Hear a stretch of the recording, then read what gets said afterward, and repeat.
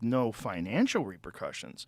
What if you really want to get people to pay attention to what you're promoting and what if you're the government and you're telling people to behave and think in a certain way and follow a certain ideology, if they're financially penalized for not following, which they are in China.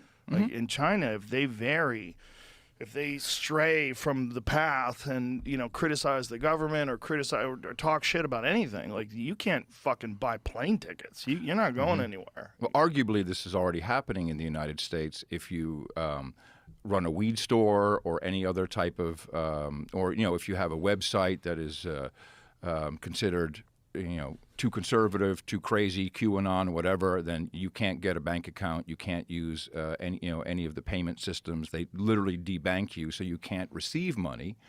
And I think the self-censoring comes from that. Certainly, advertising related. If you have a podcast or you do anything with advertising, that is a wedge. People will go after your advertisers and use that as a wedge. Well, you know what that's like. To bring you down.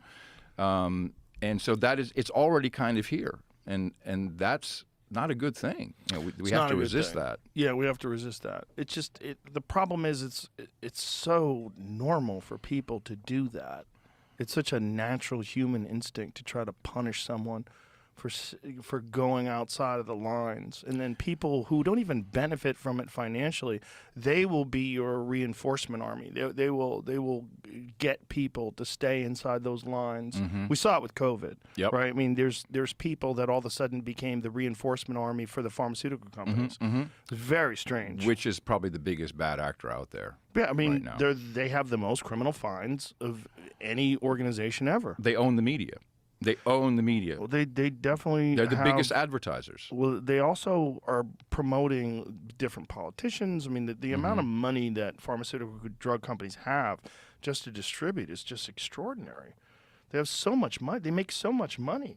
The crazy thing about the COVID situation, like when we were in the pandemic and the heat of everything, and they were profiting at this enormous level, I kept thinking, like, what are they going to do when this stops? Because all corporations have this idea of unlimited growth. Yep.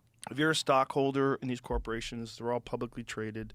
You want more money. You want the stock to go up. 20% a year, if possible. Yeah, you want this constant. And now they have this extremely rare event, a pandemic.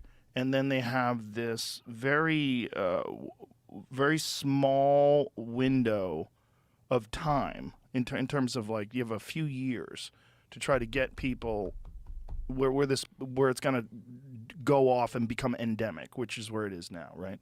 So you have this small window of time where you can make insane amounts of money, but you're not going to make that money after that. It's like it's not the same thing unless you can convince them to keep doing it over and over and over again. Well, so first of all, we have obviously seen that the COVID vaccination, which is not a traditional vaccine, required more than 1, 2, 3 boosters. So that kept on going. That's definitely more money in the bank.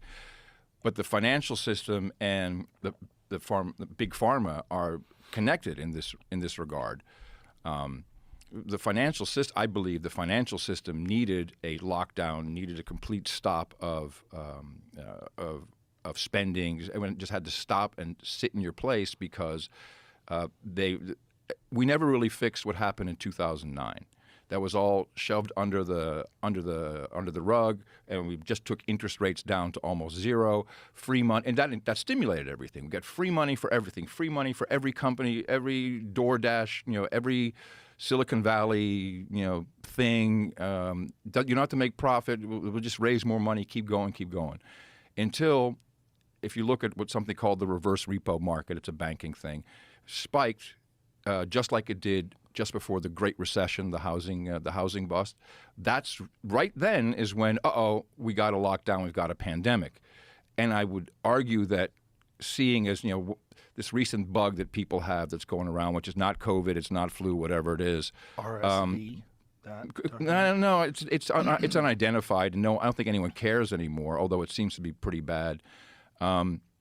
it was the media that really freaked everybody out. We had death counts on the screen, all this stuff going on and on and on.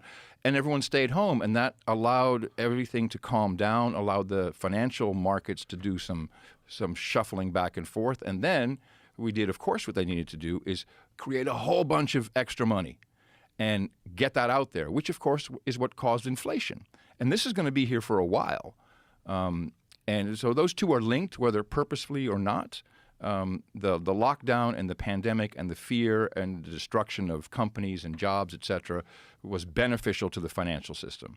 And now I think they're just out of control. I think it's like 40% of all dollars ever created, which, they're printed basically on a computer, were made in the last 3 years. What? So since the dollar started, yes. No way. Jamie, look it up. Oh, my God. Yeah, 40%. Oh, my God. I can't handle this. Yeah, and that went to you can, and that went to a lot of people got really rich.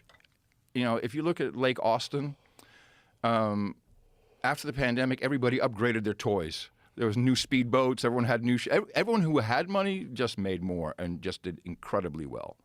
So here it is. This was November 21.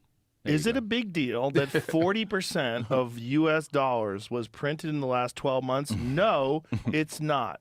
Well, thank you. What is this guy's name? It's not. All right. How do you say that guy's name? I don't know him.